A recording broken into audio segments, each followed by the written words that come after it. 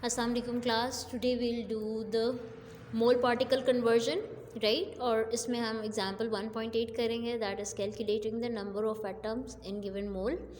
आपके पास number of moles given होंगे और आपने उसको पार्टिकल्स में कन्वर्ट करना है, ठीक है।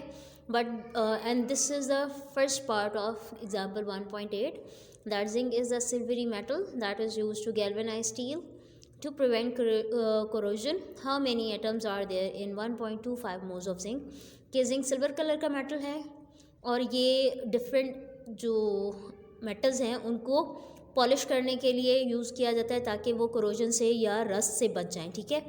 हमारे पास जिंक के 1.25 मोल्स दिए हुए हैं और हमें ये कहा गया है कि इन 1.25 मोल्स को हमें कन्वर्ट करना है पार्टिकल्स के अंदर, ठीक है। तो before going to solve this numerical, first we'll go for the definition of mole कि मोल है क्या चीज़। नो डाउट कि हम मोल की डेफिनेशन को लास्ट स्टेज में कर चुके हैं, लेकिन इस न्यूमेरिकल को करने से पहले उस डेफिनेशन को फिर से रिवाइज कर रहे हैं। That mole is an amount of substance that contains 6.022 और 02 into 10⁻23 particles of that substance, right. इसको हम इसी तरह से सिंपल वर्ड्स में कह सकते हैं। जैसे हमें कोई कहते हैं कि 1 डजन क्या है, तो हम ये कहते हैं 1 dozen is a amount of substance that contain 12 number of particles in that substance. जैसे किसी भी चीज़ का 1 डजन अगर हमें कोई कहता है तो इसका मतलब उसके अंदर कितने आइटम्स होंगे। 1 डजन के अंदर 12। For example 1 dozen orange mean 12 oranges, 1 dozen eggs mean 12 eggs, right. In the same way mole की भी यही चीज़ है कि मोल वो अमाउंट ऑफ सब्सटेंस है जिसके अंदर कितने पार्टिकल्स होने चाहिए, 6.022 इंटू 10⁻23। इस नंबर को हम एवोगैड्रोज नंबर भी कहते हैं, राइट। तो जिंक का क्वेश्चन सॉल्व करते हैं। हमारे पास जिंक के कितने मोल्स दिए हुए हैं, 1.25 मोल्स दिए हुए हैं, ठीक है। और हमें क्या फाइंड आउट करना है, पार्टिकल्स फाइंड आउट करना है कि 1.5 मोल्स कितने पार्टिकल्स के इक्विवेलेंट है। हमें पता है that 1 mole of any substance, यहाँ पे हमारे पास कौन सा सब्सटेंस दिया हुआ है, जिंक, ठीक है। किसी भी सब्सटेंस का 1 मोल किसके इक्विवेलेंट होता है, 6.022 इंटू 10⁻23, ठीक है। 23 एटम, क्योंकि जिंक एटम है तो हम 6.022 के साथ एटम्स का वर्ड यूज़ करेंगे, ठीक है। हमारे पास क्वेश्चन में कितने मोल्स दिए हुए हैं, 1.25 मोल्स ऑफ Zn। जिंक के इतने मोल्स दिए हुए हैं तो कितने पार्टिकल्स इसमें होंगे, तो हम क्या करेंगे, 6.022 इंटू 10⁻23 को किससे मल्टीप्लाई कर देंगे, हम इसको मल्टीप्लाई करेंगे 1.25 से, ठीक है। और हमारे पास आंसर क्या आएगा, हमारे पास जो मल्टीप्लिकेशन के बाद आंसर आ रहा है दैट इज 7.527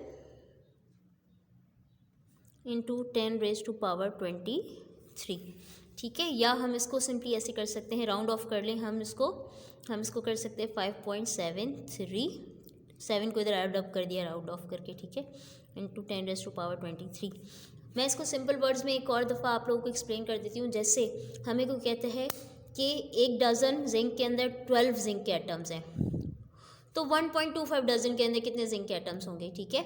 तो हमारा क्या होगा कि 1 डजन में जितने भी थे हम उसको गिवन अमाउंट के साथ मल्टीप्लाई कर देंगे। इन द सेम वे 1 मोल इसकी इक्विवेलेंट है तो 1.25 मोल किसकी इक्विवेलेंट है, तो 1 मोल की जितनी भी वैल्यू उसके साथ आप गिवन वैल्यू ऑफ मोल्स को मल्टीप्लाई करेंगे and you will get the answers. तो 1.25 moles of zinc mean 7.53 into 10⁻23 atoms of zinc, right. This is the first example. आप लोगों के सामने एक और एग्जाम्पल को सॉल्व करेंगे। आपने इसी एग्जाम्पल 1.8 का जो सेकंड पार्ट है वो खुद से सॉल्व करना है, right.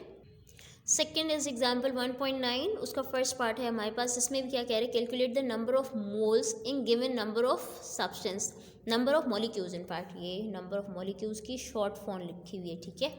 Calculate the number of molecules in given moles of a substance. जो भी आपके पास नीचे गिवन सब्सटेंसेस हैं उनके नंबर ऑफ मॉलिक्यूल्स को फाइंड आउट करना है आपको। नंबर ऑफ मोल्स गिवन है, आपने नंबर ऑफ मॉलिक्यूल्स को फाइंड आउट करना है। फर्स्ट पार्ट इस 1.9 एग्जाम्पल का है।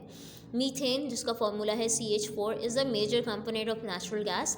How many molecules are present in 0.5 moles of pure sample of methane gas.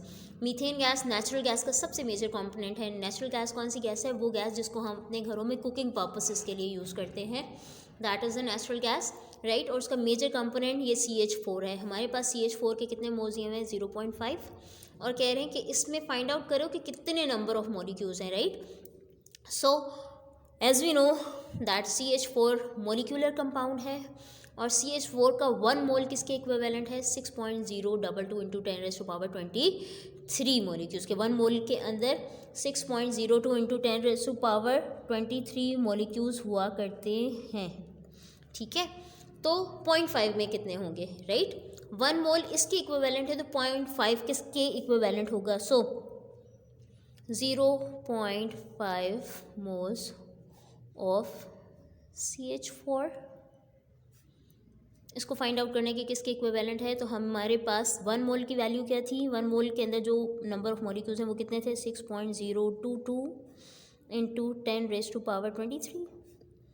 हमें कितने के लिए फाइंड करना है? 0.5 के लिए, कि 0.5 में कितने मॉलिक्यूल्स हैं, ठीक है। हम दोनों को मल्टीप्लाई करेंगे, हमारे पास आंसर जो आएगा वो दैट इज़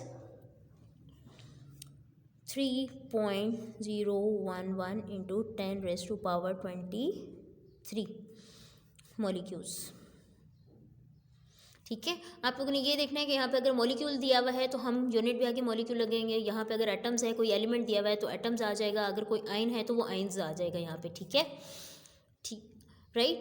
तो 1 इतने के इक्विवेलेंट का 6 और 0.5 क्योंकि 1 का हाफ है, और हाफ के साथ जब हमने इस 1 की वैल्यू को मल्टीप्लाई किया तो हमारे पास आंसर भी क्या आ गया? 6 का हाफ आ गया, right. Hope this would be helpful for you guys. आप लोगों ने क्या करना है, एग्जाम्पल 1.8 का और 1.9 का जो सेकंड पार्ट है वो आप लोगों ने करना है, ठीक है। आप लोगों ने प्रैक्टिस के लिए प्लस इससे रिलेवेंट एक्सरसाइज क्वेश्चंस हैं वो भी आप लोग करेंगे। Thank you so much.